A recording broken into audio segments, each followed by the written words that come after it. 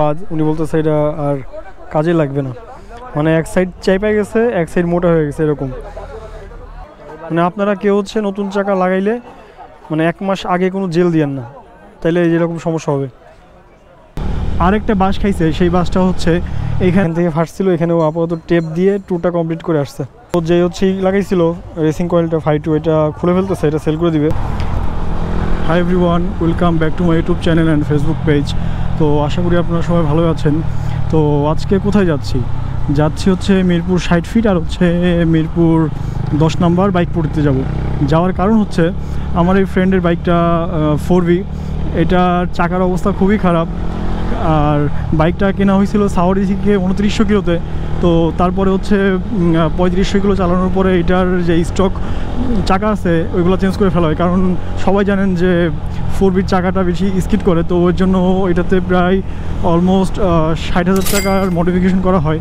তো এটা নিয়ে আমার একটা ভিডিও আছে 60,000 টাকা মডিফিকেশন, এটা হচ্ছে আই বাটনের লিঙ্ক দেওয়া থাকবে, দেখে আসতে পারেন। তো তখন হচ্ছে এইটার স্ট্রোকটা চেঞ্জ করে সামনে হচ্ছে ম্যাক্সিস 100 সেকশন লাগানো হয়, আর হচ্ছে পিসেরটা হচ্ছে সিএসটি। তো সিএসটির হচ্ছে 140 সেকশন লাগানো হয়। তো ওই চাকাটা লাগানোর পরে মোটামুটি গ্রিপ অনেক ভালো ছিল, আমিও মোটামুটি অনেক ট্যুরে চালানো হয়েছে। তো হাইপার রাইডও দেওয়া হয়েছে টুকটাক, মানে কনফিডেন্স ভালোই পাওয়া গেছে, যথেষ্ট পরিমাণ ভালো পাওয়া গেছে। তো সমস্যাটা হয়েছে কোথায়? সমস্যা হচ্ছে এই রিসেন্টলি 1 সপ্তাহ আগে ঈদের পরে ও হচ্ছে বান্দরবন ট্যুরে যায়। তো বান্দরবন ট্যুর থেকে ও যখন কক্সবাজার যায় তখন ও দেখে কি মানে ফিল করতেছে যে বাইকটা মানে চাকাটা কেমন যেন একটু কাঁপতেছে। মানে দেখেন একটা গোল রাউন্ডের এক সাইডে যদি একটু ফোলা থাকে তাহলে তো অবশ্যই এটা করবে। তো ও থেমে দেখে কি যে চাকার যে শেপটা ওই শেপটা নাই, শেপটা নষ্ট হয়ে গেছে, চাকার এক সাইড থেকে ফুলে উঠছে। টায়ারটা দিয়ে হচ্ছে অলমোস্ট 7,500 থেকে 7,000 কিলো চালানো হয়েছে। এখন হচ্ছে মিটারে আছে কত 10,600। তো 3500তে চেঞ্জ করা হয়, তো 7 থেকে 7,500 কিলো মতো চলছে। তো এটা এখন ওর ব্যাড লাক কিনা নাকি ফ্যাক্টরি ফল্ট নাকি কোনো সমস্যা ছিল মানে জানি না। তো এখন ও বলতেছে যে সিএটের প্যাটার্নটা যেহেতু ভালো সিএসটির, তো ওইটাই হচ্ছে আবার লাগাবে। এখন আমরা মিরপুর 60 ফিট যাচ্ছি। আরেকটা বাস খাইছে, সেই বাসটা হচ্ছে এখানে হচ্ছে আরসিবির E2 মাস্টার সিলিন্ডারটা লাগানো আছে। তো এটার সাথে যেই হোস পাইপটা দেখতেছেন এটা হচ্ছে টিডিআরের হোস পাইপ। তো এটা হচ্ছে কেনা হয়েছিল হচ্ছে মোটো বাজার থেকে, ওই যখন 60,000 টাকার মডিফিকেশন করে তখনই। তো এইটা হচ্ছে এই ট্যুরেই নিচের সাইড থেকে ফেটে গেছে, ফেটে অয়েল লিক করতেছে।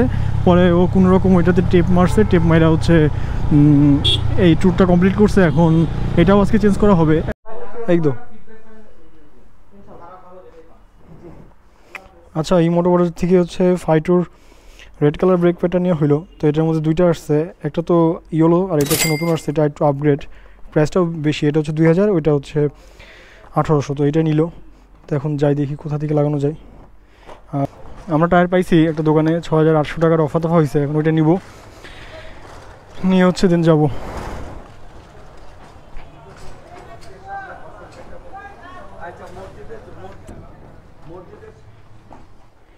এই যে এটা আগেরটাই সেমটাই।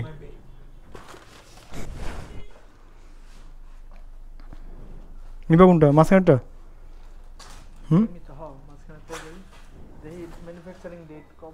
চেক দেন ওইগুলো একটু।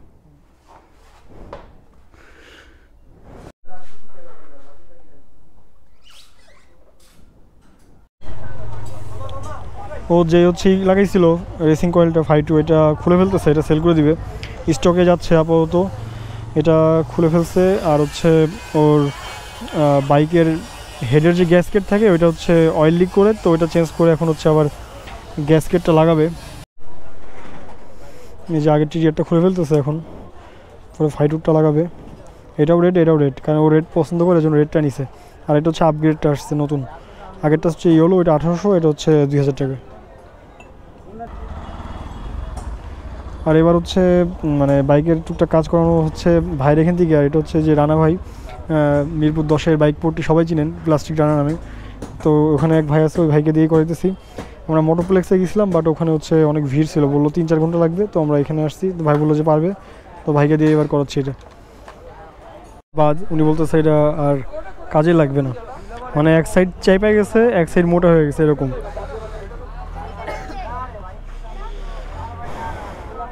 অনেকে বলতেছে যে জেল নতুন টায়ারে না দেওয়া, 1 মাস চালানোর পরে জেল দিতে হবে, মানে করতেছে আর কি মেকানিক যারা আছে। মানে আপনারা কেউ হচ্ছে নতুন চাকা লাগাইলে মানে 1 মাস আগে কোনো জেল দিয়েন না, তাইলে এরকম সমস্যা হবে হয়তো বা। এখন তাদের কথা মতো বাকিটা দেখে আমরা।